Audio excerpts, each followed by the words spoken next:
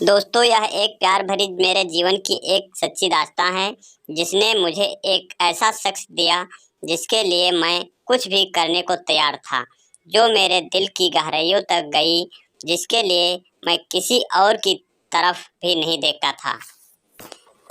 सुबह का अखबार पढ़ते हुए अचानक मेरी निगाह अपनी नई पड़ोसन से जा टकराई।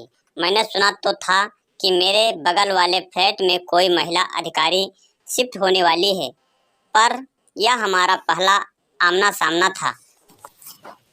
हेलो हाय से शुरू हुआ परिचय कब गहरा हो गया पता ही नहीं चला। मेरी पड़ोसन मैडम जिले में ही एक उच्च पद पर पदस्थ थी और उनके पति किसी अन्य जिले में तैनात थे।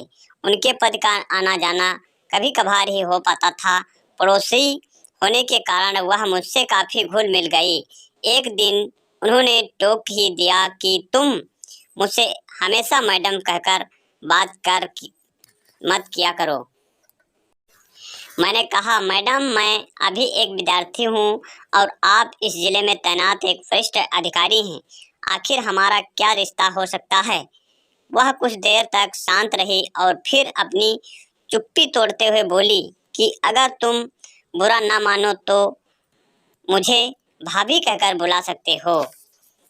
फिर आगे क्या होता। मैंने कहा, आपकी बात सही है मैडम, पर मात्र भाभी कह देने पर भर से तो रिश्ता नहीं जुड़ जाएगा। वैसे भी यह बड़ा नाजुक व प्यार भरा रिश्ता है।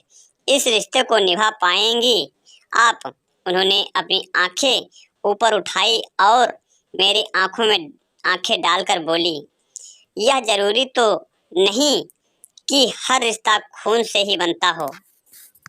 फिर आगे क्या होता है। रिश्तों की परिभाषा अपनापन, स्नेह और प्यार में छुपी हुई, और अगर हम एक दूसरे को समझ सके तो यह रिश्ता हम भी आसानी से निभा सकते हैं।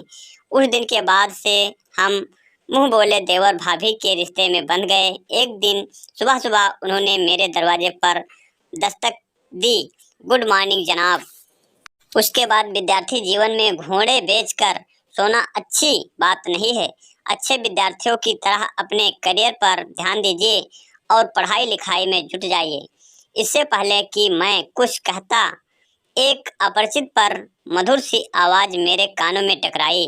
नमस्ते अंकल, मेरा नाम प्रिया है और मैं कक्षा 11 में पढ़ती हूँ। मैं आपकी भाभी की इकलौती प्यारी बिटिया रानी हूँ और अब यहीं पर रहकर आगे की पढ़ाई करूँगी।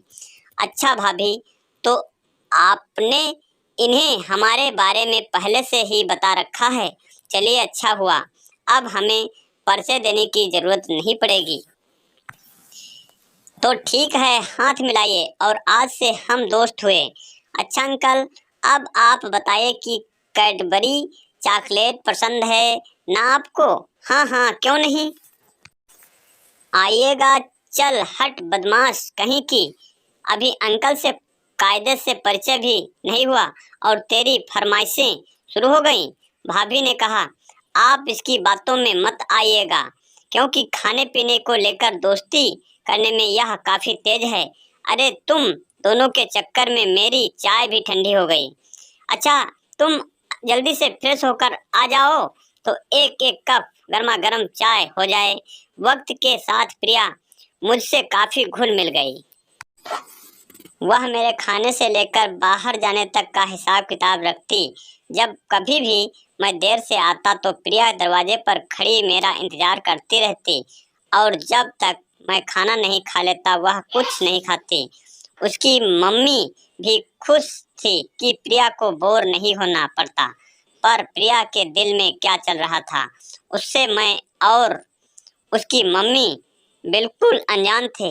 वैसे कुछ सोचने का कोई कारण भी नहीं बनता था। अगर दोस्तों हमारी यह स्टोरी आपको कैसी लगी है तो हमारे इस कमेंट बॉक्स में ज़रूर लिख कर दीजिए, और हम आपके लिए ऐसी ही नई स्टोरी लाने की कोशिश करूँगा। और अभी तक हमारे चैनल को सब्सक्राइब नहीं किया है तो सब्सक्राइब करके बेल ज़रूर दबा दें। थैंक यू, धन्यवाद, गुड बाय।